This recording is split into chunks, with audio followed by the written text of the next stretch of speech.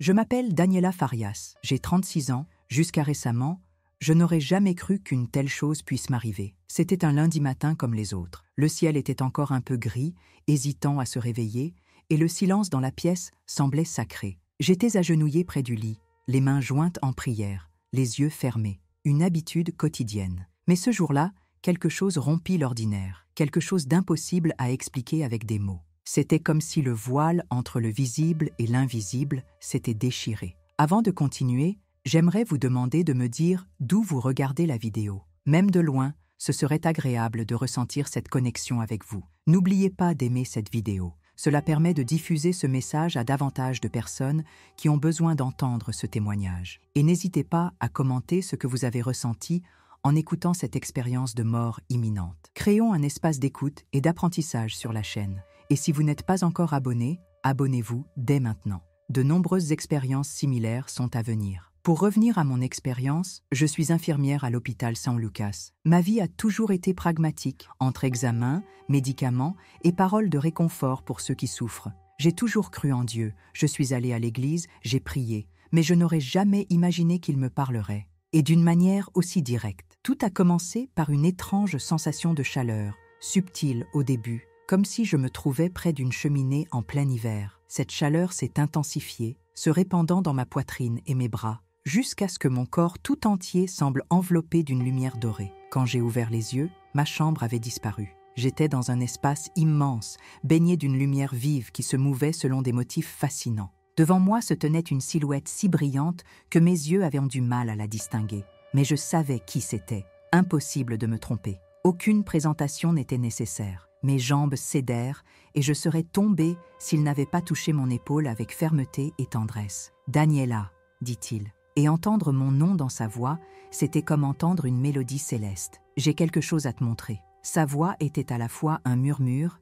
et un coup de tonnerre, assez forte pour ébranler l'univers, mais assez douce pour ne pas me détruire. Je tremblais. Je ne pouvais pas dire un seul mot. « N'aie pas peur », continua-t-il. Et à cet instant, miraculeusement, toute peur disparut. Je t'ai choisi pour une raison. Ce que tu vas voir maintenant doit être raconté aux autres. D'un geste doux, il nous a emmenés ailleurs, ou peut-être a-t-il simplement amplifié ce que je voyais. Nous étions en hauteur, observant des milliers de personnes vaquant à leurs occupations quotidiennes. Certaines étaient entourées d'une aura lumineuse, d'autres semblaient enveloppées d'une brume grise, entourées de silhouettes obscures. « Voyons maintenant le monde tel qu'il est réellement », m'expliqua Jésus. Le physique et le spirituel sont entrelacés. Ces ombres sont des forces qui tentent d'éloigner mes enfants de moi et de leur mission.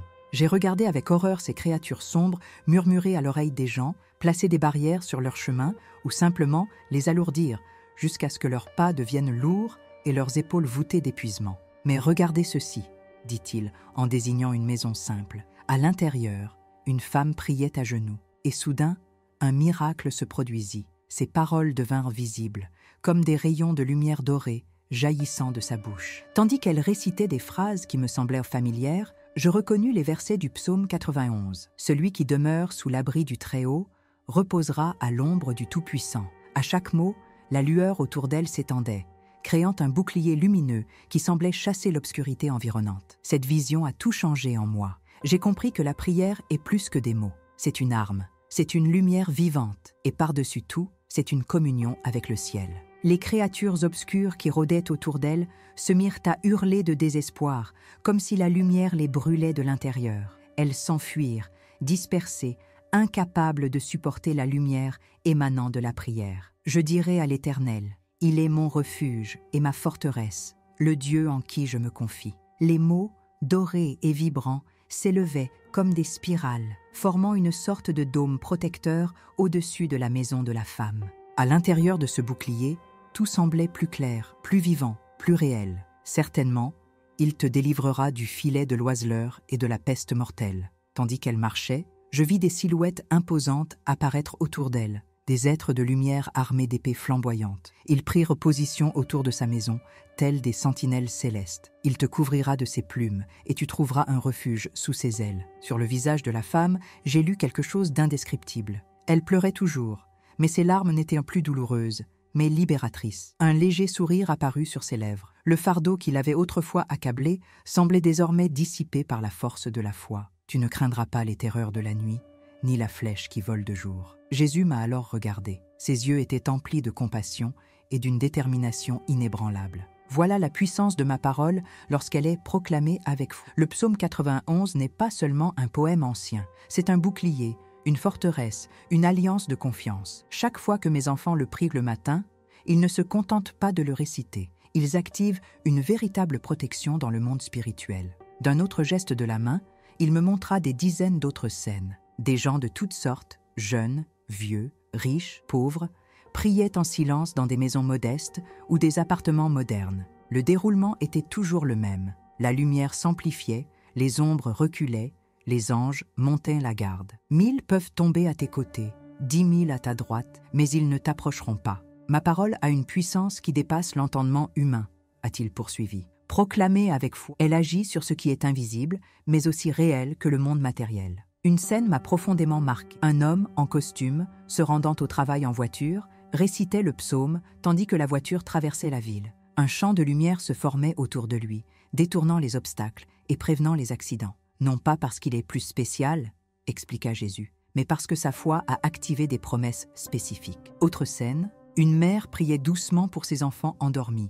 Les paroles formaient une sorte de voile lumineux sur leur lit, les protégeant des cauchemars et de la maladie. Un élève récitait le psaume avant un examen, et je voyais son esprit s'illuminer, comme si la clarté jaillissait du ciel. Dans un lit d'hôpital, un homme âgé murmurait les versets. La douleur physique persistait, mais la paix qui l'envahissait semblait plus grande que toute souffrance. « Car il donnera à ses anges la charge de te garder dans toutes tes voies. »« Tu vois, Daniela ?» demanda Jésus d'une voix douce mais ferme. « Ceci est accessible à tous ceux qui croient. Ce n'est ni de la magie, ni une formule secrète. C'est une profession de foi, un positionnement de l'âme qui s'aligne sur la vérité éternelle. J'ai simplement hoché la tête, sans voix. La réalité m'a laissé sans voix. Une guerre fait rage, invisible mais constante. Mes enfants traversent chaque jour des champs de mines, cibles de forces qui veulent les détruire, les décourager, les égarer. Mais ils ne sont pas sans défense. Ma parole est leur épée et leur bouclier. Il m'a ensuite montré en détail ce qui se passe spirituellement lorsqu'on prie le psaume 91 au réveil. Chaque verset récité formait un mur de protection qui accompagnait la personne tout au long de la journée. Des anges étaient envoyés pour surveiller les chemins. Les pièges spirituels devenaient visibles et pouvaient être évités. Le poison de la peur, de l'anxiété et de l'envie perdait son effet. Et la peur, elle ne trouvait plus de refuge. Ils te porteront sur leurs mains, de peur que ton pied ne heurte contre une pierre. Jésus m'a alors regardé une fois de plus. Cela ne signifie pas que mes enfants ne connaîtront pas d'épreuves, a-t-il dit, comme s'il répondait à une question que je n'avais même pas posée à voix haute. Mais cela signifie qu'ils ne les affronteront jamais seuls. Ils ne seront pas non plus sans protection. Ce psaume est un rappel de ma présence, une déclaration de mes promesses et une invitation à ma protection. J'ai continué à observer. Ceux qui priaient le psaume 91 étaient confrontés aux mêmes difficultés que tout le monde. Maladie, difficultés financières, relations brisées. Mais il y avait quelque chose de différent chez eux. C'était comme s'ils portaient en eux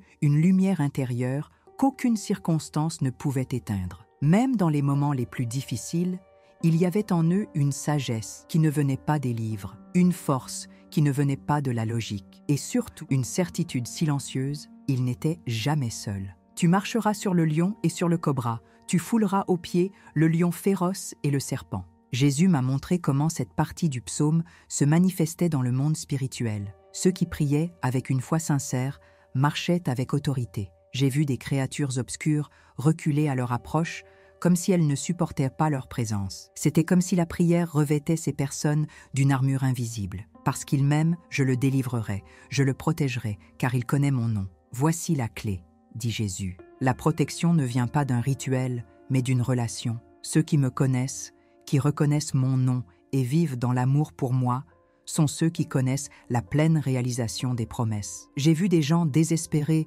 implorer Dieu, et j'ai vu le ciel se pencher vers eux, pas toujours avec des solutions immédiates, mais toujours présent, jamais abandonné, jamais oublié. Il m'invoquera, et je lui répondrai. Je serai avec lui dans la détresse, je le délivrerai et le glorifierai. Les paroles du psaume, lorsqu'elles étaient priées avec compréhension, n'étaient pas magiques, étaient des clés qui déverrouillaient les réalités spirituelles, un canal de communication directe, alignant le cœur humain sur la fidélité divine. Je le rassasierai d'une longue vie et lui montrerai mon salut. Jésus a expliqué que ces derniers versets ne se réfèrent pas seulement à la longévité physique, mais à une vie pleine de sens, d'épanouissement, de guérison et de vraie paix. Ceux qui demeurent dans le lieu secret du Très-Haut vivent avec sens. Peu importe combien de temps il reste sur cette terre. Il s'est ensuite tourné complètement vers moi. Daniela, c'est pour ça que je t'ai montré tout ça. Dis à qui veut l'entendre. Le psaume 91 n'est pas que de la poésie.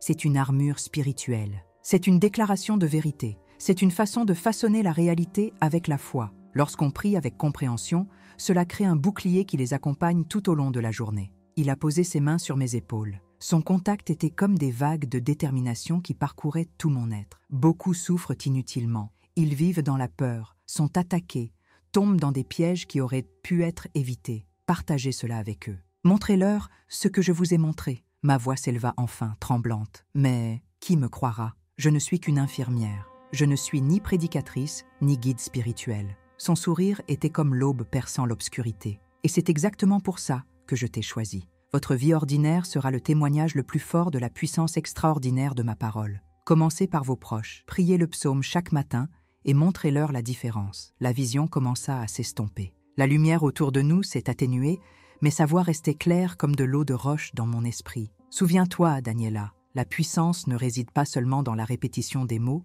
mais dans la foi qui les soutient. Apprenez-leur à prier avec compréhension, avec conviction et dans une relation authentique. Ce n'est pas de la superstition, c'est une réalité spirituelle. Je le ferai, ai-je promis. Et chaque cellule de mon corps savait que c'était vrai. J'ai cligné des yeux et me suis retrouvée dans ma chambre, toujours à genoux. Le soleil filtrait à travers les rideaux. Mon réveil annonçait presque 1 heure de prière, même si j'avais l'impression que cela n'avait duré que quelques minutes. Mon visage était baigné de larmes que je n'avais même pas remarquées. Cela s'est passé il y a 3 mois. Depuis, j'ai fait exactement ce que Jésus m'a demandé de faire. Chaque matin, avant de partir au travail, je prie le psaume 91, non pas par habitude, mais avec la certitude de ce que ces paroles produisent dans l'invisible. Et j'ai commencé à partager avec tous ceux qui voulaient bien m'écouter. La première personne était ma meilleure amie, Mélissa. Elle souffrait de crises d'angoisse depuis des années. Aucune thérapie ni aucun médicament ne semblait l'aider. Malgré sa foi inébranlable, elle était épuisée. Quand je lui ai parlé de la vision,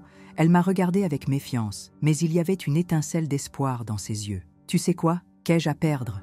dit-il en haussant les épaules. 1 semaine plus tard, Mélissa m'a appelé en larmes. « Daniela, il y a quelque chose de différent. Je ne peux pas l'expliquer. C'est comme si ce poids écrasant s'était levé. L'anxiété persiste parfois. Mais maintenant, il y a un espace entre elle et moi. Un espace où je peux respirer. » Je restais silencieux, submergé par l'émotion. C'était comme si ce que Jésus m'avait montré devenait réalité sous mes yeux. Puis est arrivé mon frère, Raphaël. C'était le cas le plus difficile. Il luttait contre la dépendance depuis des années. Il enchaînait les séjours en clinique sans jamais réussir à rester abstinent longtemps. Sa foi était morte depuis longtemps. « Bien sûr, ma sœur », a-t-il répondu d'un ton dédaigneux quand j'ai mentionné le psaume. Des mots magiques, quoi d'autre? Mais 2 semaines plus tard, il m'a appelé. Sa voix était plus calme, plus vivante. « Je ne sais pas si c'est vrai ou si je suis juste assez désespéré pour y croire », a-t-il avoué. « Mais je récite ce psaume tous les matins. Et hier, je suis passé devant mon magasin et je n'ai rien ressenti,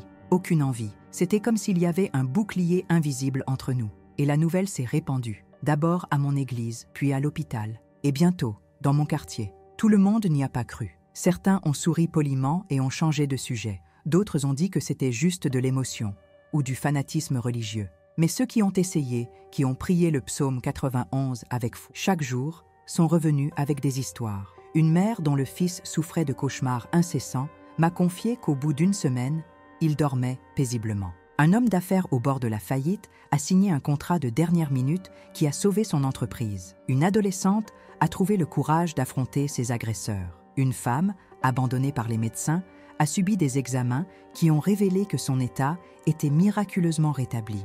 Tous les témoignages n'étaient pas spectaculaires. Certains évoquaient simplement une paix retrouvée, un esprit plus clair, un cœur plus léger, des accidents évités à quelques secondes près. De bonnes décisions prises sans savoir exactement pourquoi. Mais ils avaient tous un point commun. La prière avait changé quelque chose. Au fil du temps, j'ai formé un petit groupe de prière. Nous nous réunissons chaque semaine dans mon salon. Nous étions 3 au début. Aujourd'hui, nous sommes 15, des gens ordinaires, mais vivants, protection extraordinaire. Et puis quelque chose s'est produit qui a tout scellé pour moi. Je quittais un autre service de nuit à l'hôpital. Il était 2 heures du matin. Le parking était presque vide. En me dirigeant vers ma voiture, j'ai ressenti un picotement dans la nuque, cette sensation de vigilance impossible à ignorer. J'ai levé les yeux. 2 hommes s'avançaient entre les voitures. À leur façon d'avancer, le visage à moitié couvert, leurs intentions ne faisaient aucun doute. La peur m'a saisi un instant. Mais ensuite, le calme m'a envahi. Je me suis souvenu de la prière de ce matin-là. Pas seulement récitée, ces mots me revinrent avec force. 1000 peuvent tomber à tes côtés, 10 000 à ta droite, mais ils ne t'approcheront pas. Les hommes s'approchèrent, mais soudain, ils s'arrêtèrent, les yeux écarquillés. Ils ne me regardaient pas, mais à quelque chose derrière moi. L'un d'eux tira son ami par le bras, l'autre hésita, puis s'enfuit. Ils disparurent tous deux entre les voitures. Je restais là, immobile, les clés toujours à la main. Ce n'est qu'en montant dans la voiture et en verrouillant les portes que je compris ce qui s'était passé. Ils ne m'ont pas seulement vu. Tu as vu quoi? Je ne pouvais pas voir. La protection. Peut-être les mêmes anges que Jésus m'a montrés dans sa vision. Je ne dis pas ça en quête de reconnaissance, ni parce que je me considère comme spécial. Je dis ça parce que Jésus m'a demandé, parce qu'il y a des gens qui souffrent, qui se battent avec des armes, qui ils ne savent même pas qu'ils en ont. Si vous écoutez ceci, comprenez, cette protection est aussi pour vous, pas à cause de moi, mais parce que les promesses de Dieu s'adressent à tous ses enfants. Le psaume 91 n'est pas un sort, c'est une relation, c'est une confiance, c'est le choix de vivre sous les ailes du Très-Haut et d'y rester. Mettez-vous au défi, priez le psaume 91 pendant 30 jours consécutifs. Pas seulement lire, mais comprendre, déclarer à propos de votre vie. Remarquez ce qui change dans votre cœur, dans votre esprit, dans votre environnement. Si vous le souhaitez, écrivez dans un journal. Notez même les détails les plus subtils, puis partagez votre témoignage, comme j'ai partagé le mien. Parce que dans un monde plein d'ombres, nous devons savoir qu'il y a de la lumière. Cette protection existe. Nous ne sommes pas seuls. Les prières ne disparaissent pas dans le plafond. Ils déplaçaient des réalités invisibles. Le bouclier est réel. La protection est réelle. Psaume 91. Œuvre. Non pas comme une formule, mais comme une foi en action. La foi en celui qui a promis d'être un refuge et une force. Et il veut être cela pour vous aussi. Tout ce que vous avez à faire, c'est de demeurer dans le lieu secret du Très-Haut, de vous reposer à l'ombre du Tout-Puissant et de déclarer sa vérité à propos de chaque nouveau jour. Le monde spirituel écoute, et lui aussi, celui qui demeure sous l'abri du Très-Haut, reposera à l'ombre du Tout-Puissant. Si ce message vous a touché, aimez cette vidéo et partagez-la avec quelqu'un qui a besoin de l'entendre. Abonnez-vous à la chaîne et rejoignez cette communauté de foi. Et si vous avez prié les psaumes et avez vécu quelque chose de différent, partagez dans les commentaires. Votre témoignage pourrait être l'espoir que quelqu'un d'autre attendait. Que Dieu vous bénisse.